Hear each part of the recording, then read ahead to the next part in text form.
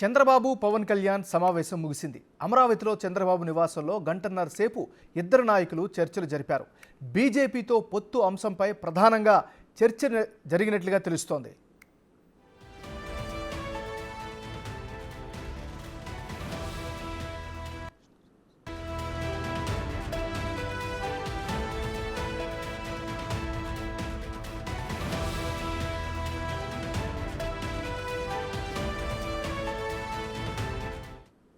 బులెటిన్లో మనం breaking news చూస్తున్నాం. చంద్రబాబు నాయుడు పవన్ కళ్యాణ్ సమావేశం ముగిసింది.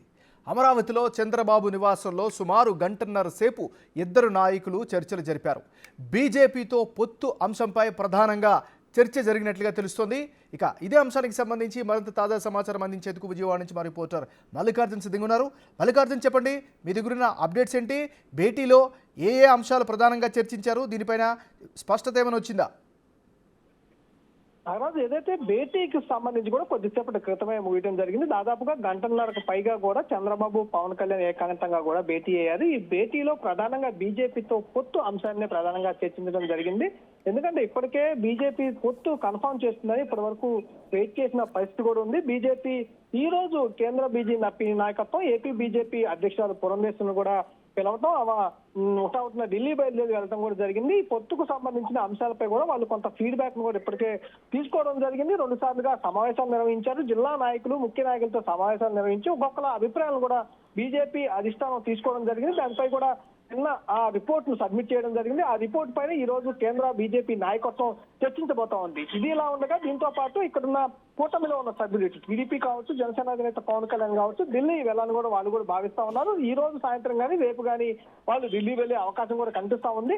వాళ్ళు కనుక ఢిల్లీ వెళ్తే కంపల్సరీగా ఎలాంటి అంశాలు చర్చించాలి, ఏ అంశాలను చర్చించాలనే అంశాలపై కూడా వాళ్ళు సుదీర్ఘంగా గంటన్నర పాటు కూడా చర్చించినట్టు కూడా తెలుస్తా ఉంది. ప్రధానంగా పొత్తులకు సంబంధించి సీట్ల సర్దుబాటుకు సంబంధించి ఇప్పటికే టీడీపీ 94 సీట్లను ప్రకటించడం జరిగింది. అలాగే జనసేనకు 24 సీట్లు ఇస్తామంటూ కూడా టీడీపీ ప్రకటించడం జరిగింది. అందులో 5 సీట్లు కూడా ఇప్పటికే అభ్యర్థులు ఖరారు చేసి జనసేన కసరత్తు, ఇంకో 19 సీట్లకు సంబంధించి కసరత్తు కూడా పూర్తి చేస్తా ఉంది. మిగిలిన సీట్లకు సంబంధించి ఎలాంటి సీట్లు ఇవ్వాలి, ఏ నియోజకవర్గాలు కేటాయించాలి, ఎన్ని నియోజకవర్గాలు కేటాయించాలి, అలాగే పార్లమెంటుకు సంబంధించి ఇప్పటి వరకు ఎలాంటి అభ్యర్థులను ప్రకటించలేదు కాబట్టి కంపల్సరీగా జనసేనకి ఇప్పటికే 3 ఖరారు చేశారు. ఇంకా మిగిలిన 22 పార్లమెంట్లు ఉన్నాయి కాబట్టి బీజేపీకి ఎన్ని ఇవ్వాలనే అంశంపై కూడా సుదీర్ఘంగా చర్చ జరిగినట్టు కూడా తెలుస్తుంది. ఎందుకంటే బీజేపీ ఎక్కువగా కూడా నియోజకవర్గాల కంటే పార్లమెంట్ స్థానాలను ఎక్కువగా ఆశిస్తా ఉంది. నియోజకవర్గాలు తగ్గినా పర్లేదు కానీ పార్లమెంట్ స్థానాలు ఎక్కువగా ఇవ్వాలని డిమాండ్ చేస్తా ఉంది. ఈ సందర్భంలోనే ఈ 2 మధ్య కూడా సీట్లకు సంబంధించిన అంశంపై కూడా ప్రధానంగా చర్చ జరిగింది. అలాగే దీంతో పాటుగా ఉమ్మడి మేనిఫెస్టోకు సంబంధించి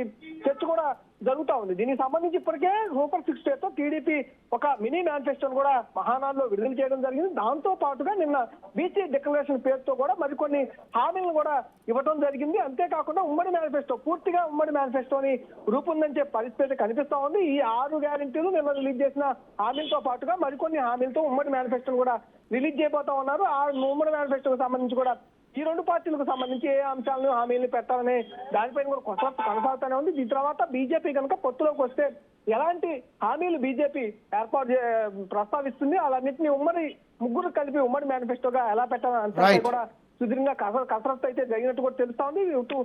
ఢిల్లీ వెళ్ళిన తర్వాత పూర్తిగా అయితే సమాచారం అందే అవకాశం అయితే కనిపిస్తా ఉంది. Nagaraj. Right, thank you Mallikarjun.